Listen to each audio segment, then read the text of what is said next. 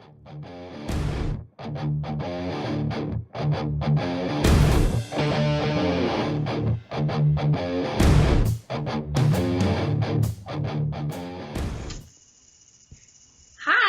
it's the Quirky Book Sirens. How are you doing? Jamie Bedingfield is our guest today. Hey guys. She is a writer, and she runs the podcast Too Many Words, which is also a blog, right? Is that the name of your blog as well? My blog is The Scribbler, but they're friends. Okay, they kind of, okay. Showing. And so we're going to talk about Bitches of Everafter, which is by Barbra Annino, who I think I said that right, I really hope I did, who nicely gave us the book to read so that we could review it for her and talk about it on the Quirky Book Sirens. So, we like to start with a thumbs up or thumbs down. What does everybody give it? I give it a thumbs up. I also give it a thumbs up. I give it a thumbs up, too. I quite liked it. It was fun. It was a fun read. Yeah, I love fairy tale twists. So do I. Yeah. And so I was like eyeing it for the longest time, and then when we were talking about a book, I was like, oh, maybe she'll give it to us. But and I also just saw it tonight, and I didn't realize this, but the second one is out. Oh, really? Yeah. It came out in September. I'm like, how did I miss this? Yeah, because I definitely wanted to read the second one. Yeah, I definitely do too. So I'm like, yay! You're reading material. But okay, so let's start with what we all liked a lot. What did you think about it? Who wants to start? I'll start. I liked the fact that I felt like the women were all very strong and fierce, kind of sassy ladies, and I liked that. Maybe we should give a quick rundown of what it's about. Okay, go ahead. What? Because you've just reread it. I didn't. All right. Well, it's about. So it's kind of like if you've ever watched Once Upon a Time, the princesses in it have all lost their memories, or a lot of people from like a fairy tale land have all lost their memories. And so now Snow White is like the newcomer to Granny's house for like girls, and they're all juveniles, like basically being watched by her, and they're all kind of crazy. Well, it's kind of like a halfway house, right? Yeah. I mean, yeah, it's almost like probation. Like, yeah, she's like their parole officer. Almost like they have to follow her rules, and yeah, so that's how it starts. They do volunteer work. Yeah, and things like that. Yeah, that's right. They do the volunteer work. they have a judge watching them closely. Yeah. What's it? Like, I think Rapunzel is like a stripper or something. Yes, Punzi. That is she's my favorite. I really like that she's a stripper and just kind of just all over the place. I like her. And like Cinderella's an alcoholic whose husband is gay, or something. And then Bella is like the tough ass leader of the group. So yeah, okay. So now you can talk about what you like. Okay, so one of the things I really liked about the book was that the females were like strong female characters. It was different than I felt like the Disney versions were, where even though they had strong elements, they were a little bit still damsels in distress, and the boys had to rescue them to some extent, except for maybe Belle. Elsa. She wasn't in the Anna. Oh, yeah, okay. I guess that's just like about different Disney movies. But Snow White was the damsel that had to be rescued. Yeah. Cinderella was the damsel that had to be rescued. Rapunzel kind of had to get rescued. Didn't she? Yeah. So in this one, they're not being rescued by princes. They're kind of having to rescue themselves, and I kind of like that. It's a little bit a stronger take. That's my big like. Would you like most, Jamie? I mean, I guess it's similar to what Sheila said. Is I really like, I like the imperfections of the characters. I liked how we had a lot of the familiar aspects. Like, these are the princesses, but they're all like, they're all like their own version of just like a mess, and they're just totally like out there with things that they were doing. I really enjoyed that aspect of it, and I just really liked. I liked the format jumping as well, as far as like we were following one character and then another character. I like that a lot. Yeah, I also love the ending because of who from another story. I'm not going to ruin it for people, but from the characters that it's going to bring in from other stories. Do you remember? Yeah. Yeah. Well, see, the ending, I was just, I wasn't ready. I didn't know it was the end when I read it. It was one of those. It's like one of those a cliffhanger. Yeah, I wasn't paying attention to where I was in the ebook version, so I got to the end. I was ready to turn the page. I was like, what? So it was jarring, but it was extending. Yeah. Well, I think I was like that too, but then I just reread them just to refresh on how it ended, and I was like, so I was a little obviously knew that it was ending then on the second time around. But yeah, no, I'm happy that the second book is out, so I can go get it. Well, I love how the relationship. I'm very curious as to where it's going. Yeah. Well, I think the relationships, they're like entwined with different characters than they were in the Disney versions or the traditional versions. So it's interesting to see them being attached to characters they weren't traditionally with. So it changes the stories completely. Definitely. I love Tink. Oh yeah. That's a really good. Totally different role, but still familiar. Yeah. She's still got that kind of like in Peter Pan, the jealousy kind of thing going, and she's got that edge that's there that rides. Yeah. But it's in a different way now. I like that. I thought that was carried through well. I guess I was saying the only thing I think I was confused about was how okay, so I read some criticisms from other people who didn't like the fact that there was the word bitch in it a lot, which did not bother me at all because it's a part of who these characters are. But I was I kind of wondered why they were so different from who they are in real life, who they are as fairy tale characters, and then how they transfer over to this world and how they're all kind of crazy. What'd you think about that? I had questions about that too. There was some spots where I just wanted more details as far as hindsight as to what were they coming from, and I understand they didn't have their memories. Yeah. But I definitely have a lot of questions, and I'm wanting to read the second book. So she did her job there. Yeah. I guess to think about why their characters are so different.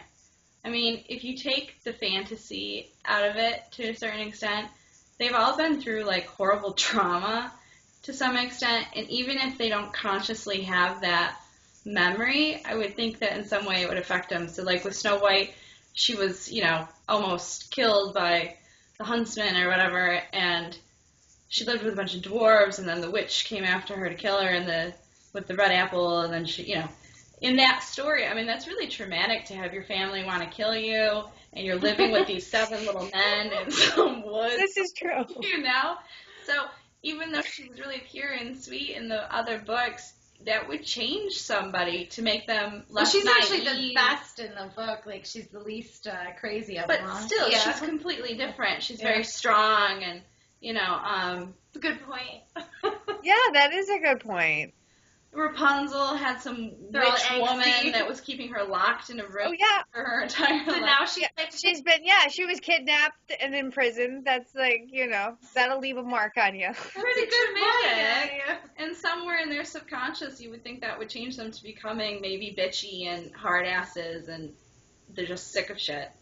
Yeah, that puts it in a whole new perspective. Thank you. It really does. Yeah, nice work. Yeah, really, it does. Because that was my biggest question. Well, why are they so different, though? And that totally kind of explained it. Yeah. Thank you. Well, are there any other themes you guys can think of from the book that kind of stood out to you? Anything you can really think of? I know it's been a long time since we all kind of read it. I think we meant to do this. We were supposed to do this before Halloween. Remember, I had the whole idea about us dressing up, and you were like, yeah. Yeah.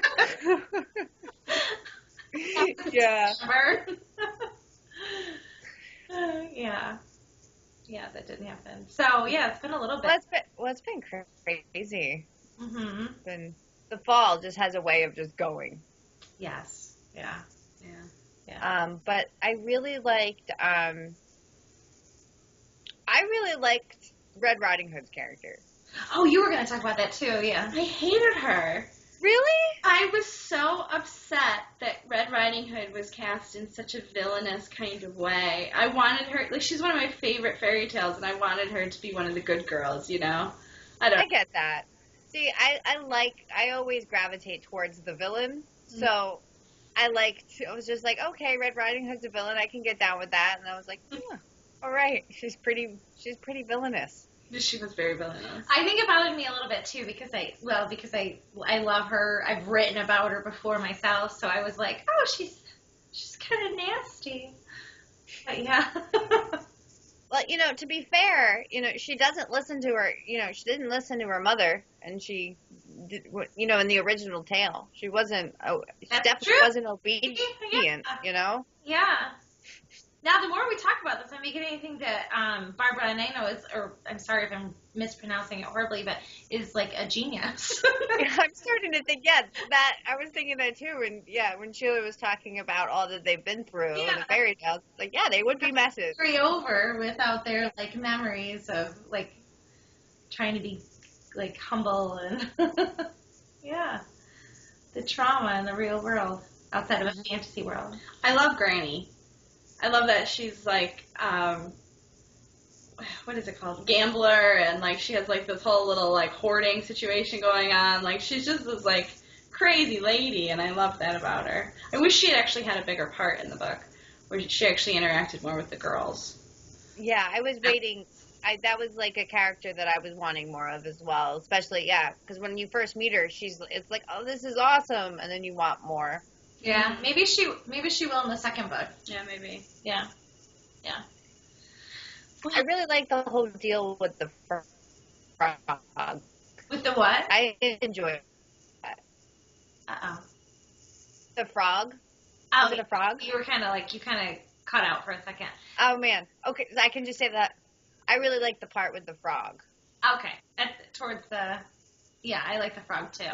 And I like the part with the dog. Different parts of the dog. I was very confused about the dog though, because I'm like, is he one of the men like in the dog form, and he's eventually gonna pop out to be a guy, Maybe he still will. Who knows? He could be, right? You look like you know something I don't know. I'm thinking, wait, it's the Beast, right? Yeah, well, that's what they kind of maybe alluded to a little bit, but it was never really quite clear. Mm-hmm.